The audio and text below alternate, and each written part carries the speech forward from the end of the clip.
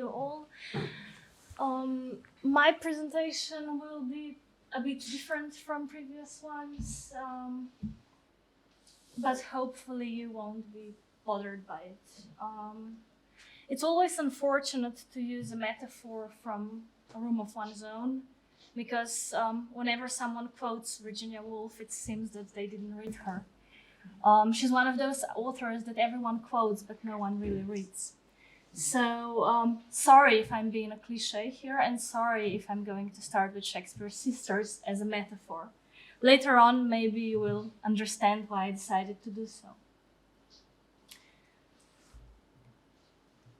Woolf herself uses Shakespeare's sister as a metaphor for systemic obstacles that hypothetical Shakespeare's sister with the same talent and the same family as her brother would have.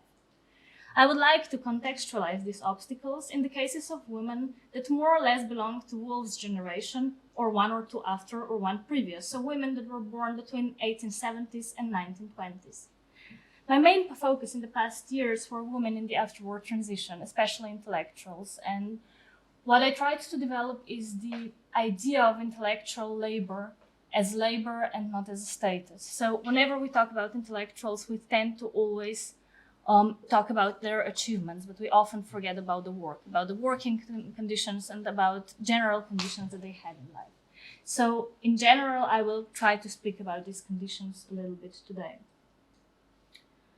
I will not bother you. I will use several different women, and I will not bother you with biographical details. If you're interested in any of her in particular, we can discuss that later, but I will try to focus on what they said and so on. So here's for all of those who never had an opportunity to read Room of One's Own. Here is the sort of definition of who is Shakespeare's sister. So her restrictions as denied education, social restrictions, suppression of creativity, and lack of recognition would be the crucial points. The paper will analyze the concept of intellectual work from gendered perspective, focusing on working conditions, emotional attitudes towards work, reception, and status of intellectual. The quote, another quote that people always use when talking about room of one's own, is that a woman must have money and room of her own in order to write fiction. There is a little less known quote from her diaries that says that woman must have money, a room of her own, and a glass of wine.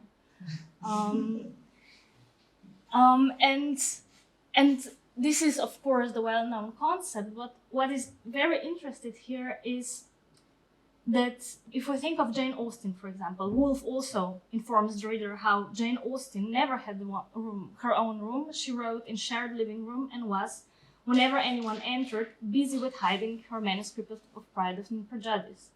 Woolf reminds us here how hard is it to produce intellectual work where you cannot claim it, when you have no privacy of thought, work, or even existence. What an impossible task it is to produce a work of art or intellectual work, while at the same time you have to feel guilty about it and ashamed of it. Historically looking, women had no privacy to think, to read, to write, or to be themselves within their own household, but at the same time, they also had very limited access to public sphere. Women intellectual was forced to live in the space that is in between the two worlds, to produce intellectual labor without privacy and peace, and at the same time, to present the intellectual achievement without fixed audience. One of the strictly gendered perspectives to women's intellectual history is the way that they were positioned within the domestic sphere. As Linda Kerber points out, that this is one of the culture's tropes that's been that men and women live in separate spheres. This enabled historians to select what to study and who to study, and how to report their findings. However, after decades of pushing women and men into separate spheres, historians of working women made it clear that the phrase separate spheres is a metaphor for complex power relations in social and economic contexts. The trope of separate spheres affect working women as well as intellectuals and artists, whose labor was often used by their better-known spouses with an access to public sphere. For many prominent men, intellectuals, artists, politicians, regardless of geopolitical location, women continuously produced intellectual and domestic labor, as well as provided at least the essential care work. The intellectual world was always working in tandem with domestic labor to produce scholarly work. The work of wives, also partners, lovers, daughters, etc., was systematically overlooked or acknowledged only on an anecdotal level. One of such cases is one of Austria's most productive intellectuals, writer, theoretician, lecturer, painter, and women's rights activist Rosa Mayreder. She and her husband have never known financial hardship, so it's also, of course, a question of class. And she was never forced to sacrifice time for money. This means that she always had domestic help, but at the same time, she was one of those who took care of her sick husband, architect Karl Mayreder. At the end of World War I, his health radically deteriorated. He suffered from mental illness that was at the time named cyclic melancholy. And as Rosa Mayreder said, and I quote, "All my life, I have had to rest my intellectual activity from the most adverse circumstances," she wrote in her diary in 1923, referring to care work and emotional labor for her family and her parents as well. She never received recognition for this invisible domestic labor. When her husband was named director of the Faculty of Architecture in 1922, she complained bitterly in her diary how none of her family members, including Karl himself, couldn't be bothered to thank her for the work she did for him. In 1924, she estimated in her diary that she had sacrificed at least 10 years of her husband to her husband and his illness, which she could have otherwise devoted to her intellectual work. Women as intellectuals supported their husbands not only caringly, emotionally, and intellectually, but also in many cases financially.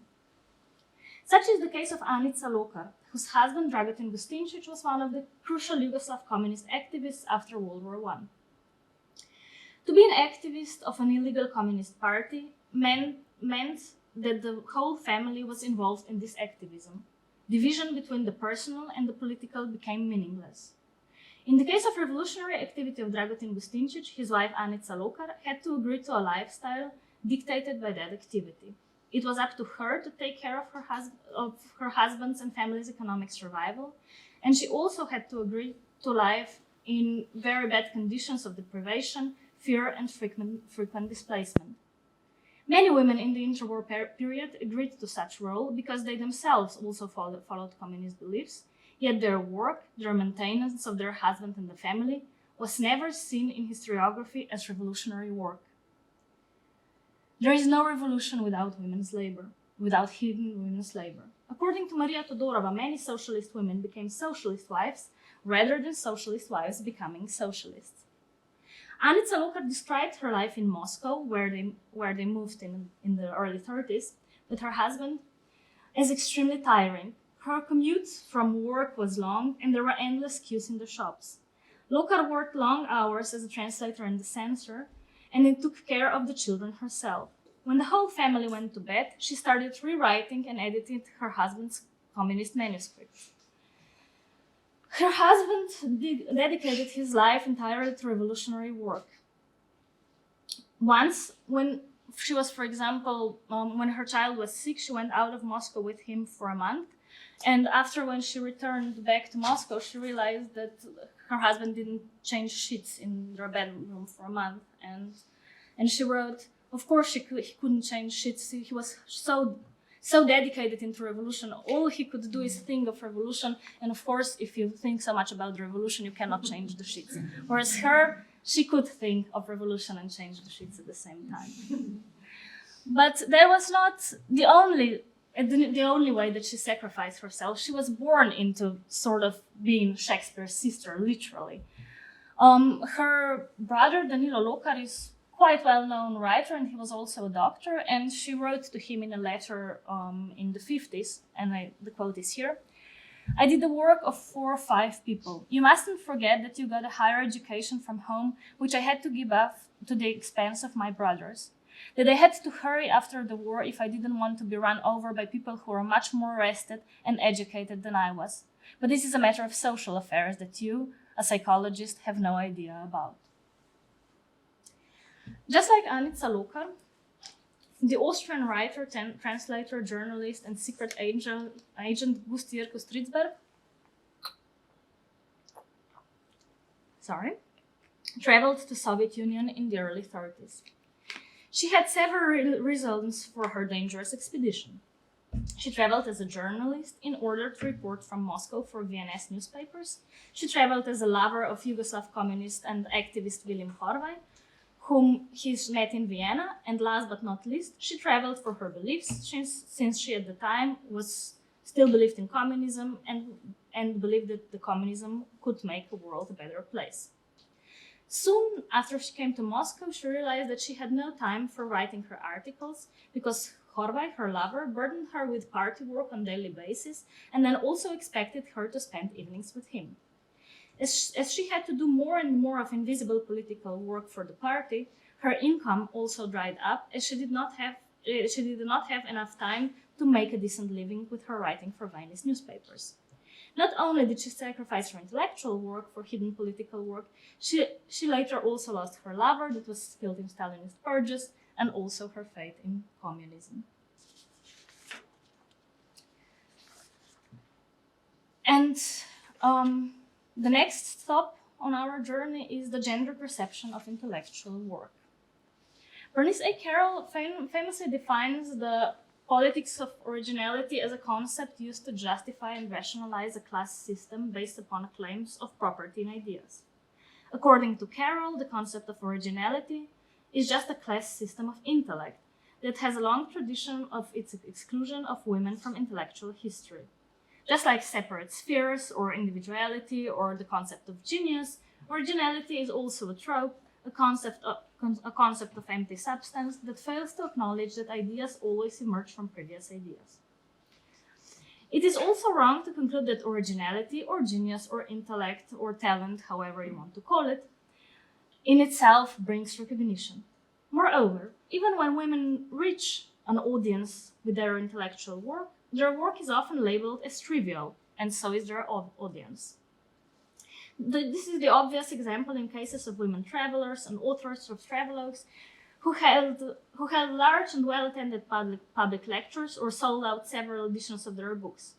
One of these cases is German-speaking writer of Slovene descendants Alma Krlin, whose books such as Einsame Weltreise, in English translation The Odyssey of a Lonely Woman, which was translated in 1933, was printed in several editions and was sold in 20,000 copies. In the interval Slovene or Yugoslav sphere, she remained unrecognized. Not a single serious literary magazine mentioned her literary work, and her writing was reduced to her curious persona of an emancipated world traveler and woman's writer.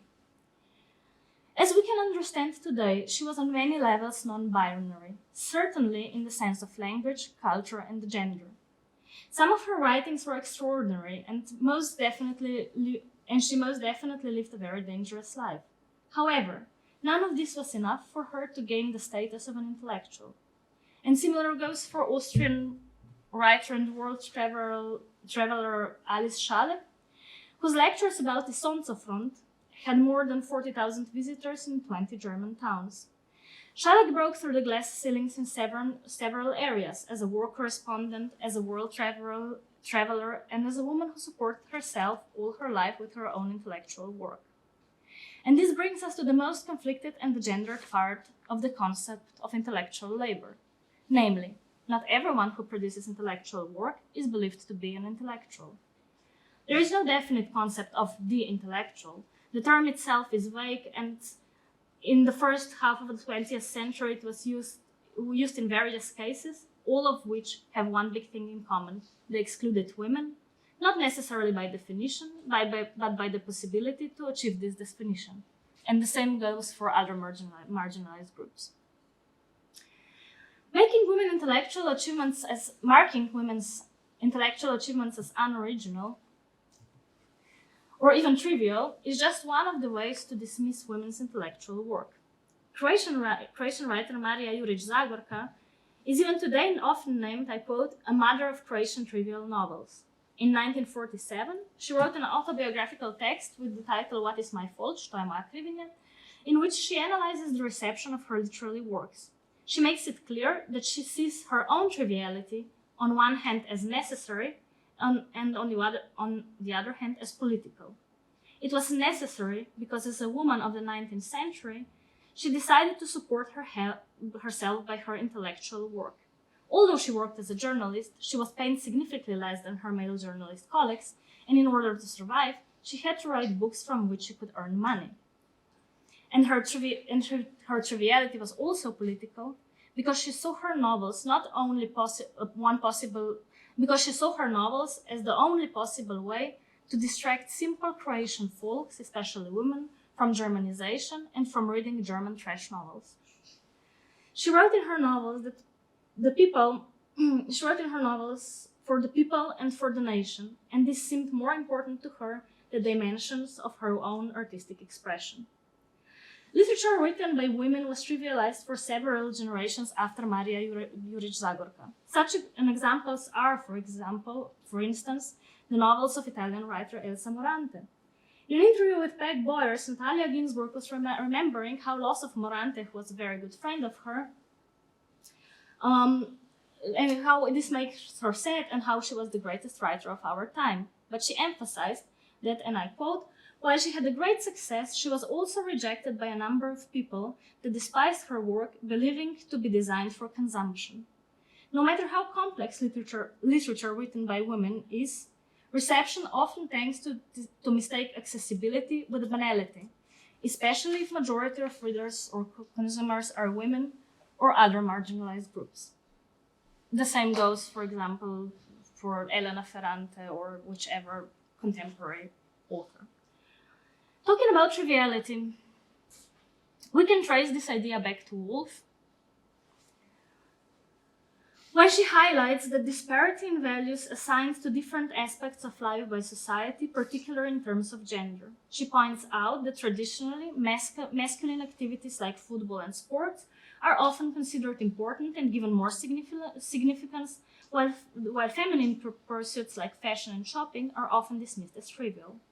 Woolf argues that these gendered values are then transferred into literature, where novels dealing with war or traditionally male-dominated subjects are deemed as important, while works centered around women's experience are considered insignificant. And here is the quote about this. Speaking crudely, football and sport are important, the worship of fashion, the buying clothes is trivial. And these values are inevitably transferred from life to fiction. This is an important book, the critic assumes, because it deals with war. This is an insignificant book because it deals with the feelings of a woman in a drawing room. Regardless of how much the women wanted their intellectual work to be seen as equal to men's, none of them received this equality. They received occasional recognition and rare honors, but otherwise their work remained less known and less well universally received as the comparable work of their male colleagues. Slovenian writer Nada Krajger, who was an avid Simone de Beauvoir reader from the 50s on, but did not call herself a feminist, nor did she want to hear that she's a woman's writer, described in her autobiography novel On kraj groba, Beyond the Grave, the following conversation between her and her male colleagues. I'm accused of introducing premature ideas that Simone de Beauvoir may be propagating in 10 years or so, if she will, because women, in their opinion, and this is the man of opinion that she talks to, have never had any sense for literature. They claim that there are no women geniuses at all. I reply that men have created such conditions in which women cannot develop. Genius, my dear, they reply, it's madness in talent. Women are not meant for that. You can find some talented women and many mad women, but there are no women who have real talent in madness. And it's followed by laughter.